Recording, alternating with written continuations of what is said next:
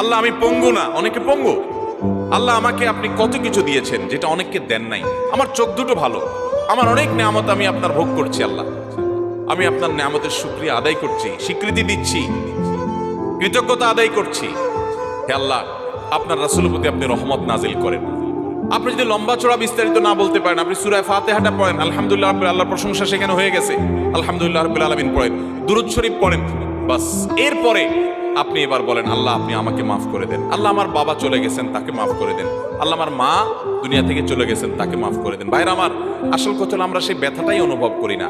আপনার মৃত আত্মীয় স্বজনের জন্য যদি আপনার সেই ফিলিংস কাজ করতো, তো চোখের পানি ফেল ফেল ফেল করে আসতো।